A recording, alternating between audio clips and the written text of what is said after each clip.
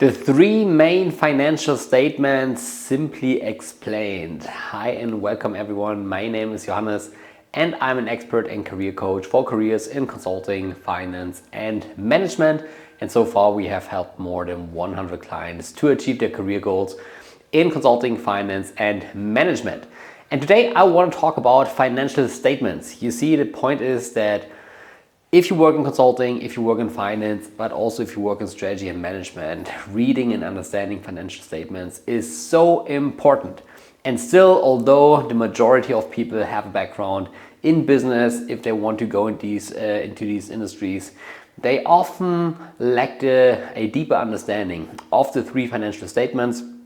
That's why I want to do a short video about the three financial statements and how they are linked together and how they actually work. Okay, so if you want to prepare for an interview, for example, if you're already in your job or even if you're in a leadership position, this is definitely a good video to watch because it will recap the basic concepts of the three financial statements. So let's start directly into it. And the three financial statements are: first, the P&L statement, so the income statement, then second, the cash flow statement, and then third, the balance sheet. So let's write it down. We have the income statement,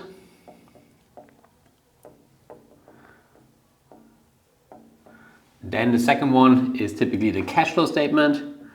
I will just write CF statement, and then we have the balance sheet.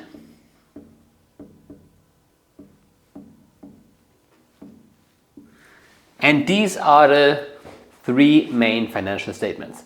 And now let's go through these statements one by one. So the income statement typically tracks all the revenues that you make and also all the costs. And at the end, the outcome of the statement is the profit. And you use this statement typically as a manager, as a consultant, as someone in finance to understand if the operation or if the company makes a profit, okay, from its operations. And that's the main purpose of the income statement. So you typically start with the revenue and then you deduct the costs. And typically the costs are, first of all, the COGS, so the cost of goods sold. So this is material cost, this is the cost that companies pay to produce it, like direct labor, for example. And then typically also minus SG&A, which means sales, general and administrative costs. And these are typically the so-called overhead costs, so administration, if you pay rent, etc. And in a very simplified way, this is what the income statement looks like, and you have the profit at the end. Well, in reality, it's much more complicated, of course. So you have depreciation included, you have other positions in the profit. There are different forms of profit like EBIT, EBITDA, net income, and so on. But I want to keep it very, very simplified. We can discuss this in other videos, but for this purpose here, I just want to keep it like that. Then let's talk about the cash flow statement. So we have three main cash flows, okay? So the first one is the cash flow from operating activities. So it's the operating cash flow, right? And this is basically the cash flow that the company makes from its operating activities. I will talk about how that is linked to the profit in a second, all right? Then the second cash flow is the financing cash flow.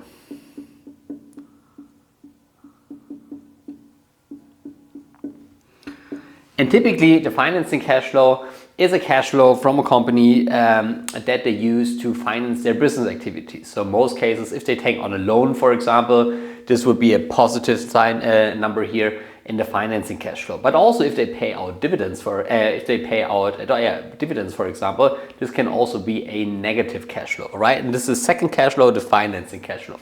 Then the third cash flow, this is the investing cash flow plus investing cash flow. And in most cases, this is a negative cash flow. So this would be like the CapEx or the capital expenditures. So everything that business typically pays or like invests to make more profit. So this could be an investment in new machinery. This could be an investment in new business areas. or like even in real estate, for example. Okay, so this would be the investing cash flow. And typically the operating cash flow should be positive if the company generates profit. The financing cash flow in most cases also positive, because like this is money that the company receives. And then investing cash flow in most cases is negative, because this is money that the company spends. All right, and the result of that is the total cash flow.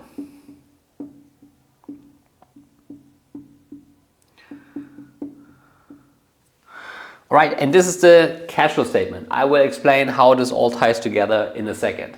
And then the third statement is the balance sheet. So in the balance sheet, the companies track all their assets and the liabilities and also the equity. So typically you have all the assets,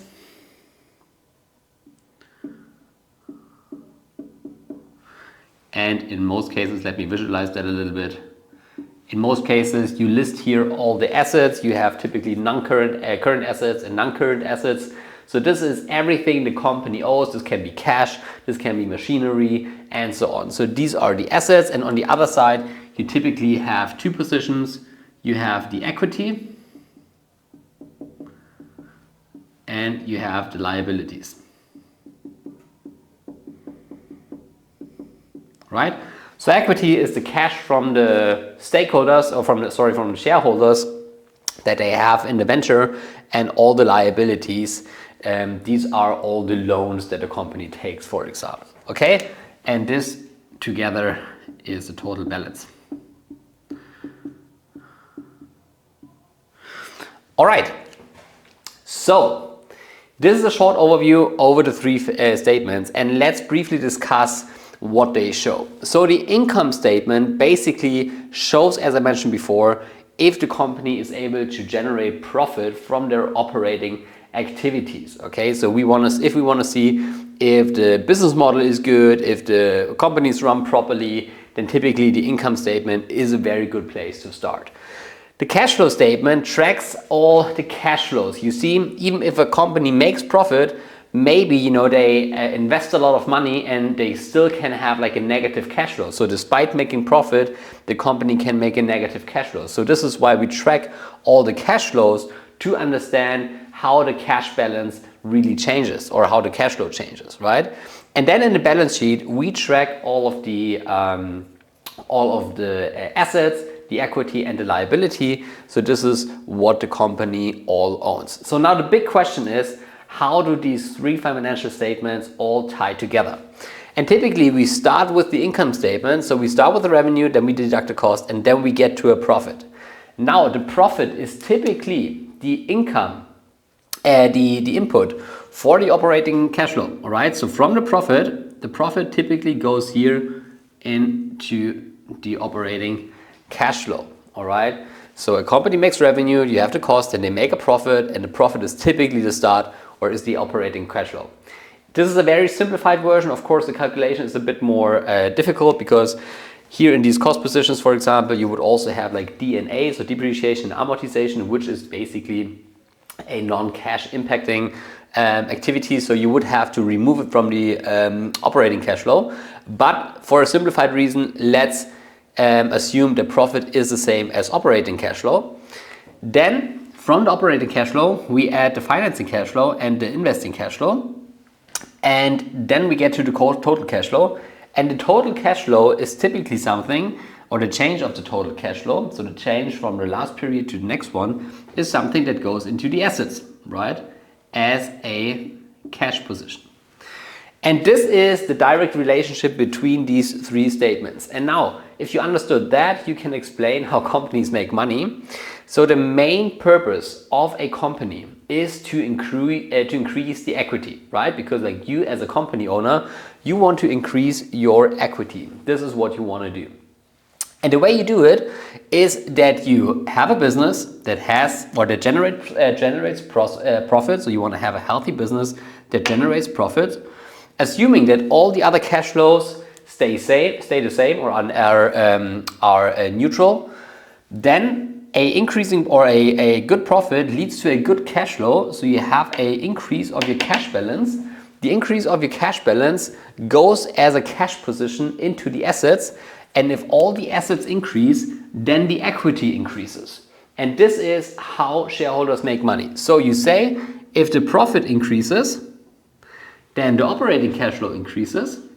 Then typically the total cash flow increases. So the change in cash increases. This leads to an increase of the assets. And this, assuming that the liabilities are the same, leads to an increase in equity. All right? And this is how companies make money, okay? And this is how companies, in a very simplified version, actually work. Keep in mind that we have a lot of simplifications here. So the income statement is very simplified. We don't have like depreciation, amortization, also like all the tax effects, etc. We don't include it. Also, we have a simplified assumption that profit is like operating cash flow, which is also not directly true. And also, like here on the balance sheet, you could make it a bit more, or we could have listed the assets in a bit more detail. But on a superficial level, this is how it works. And if you understood that, then you will be able to work with these statements also in a little bit, in a bit more detail. Because the most important thing at the beginning, if you try to understand all these statements, is to understand the big picture. And from there, you can do the deep dives and understand or like learn more about how these individual statements really work. And then you can also learn all the nitty-gritty details that will be relevant for the interviews or your job. So with that being said, I hope this helped you to understand how the 3 financial statements in a very simplified version actually work.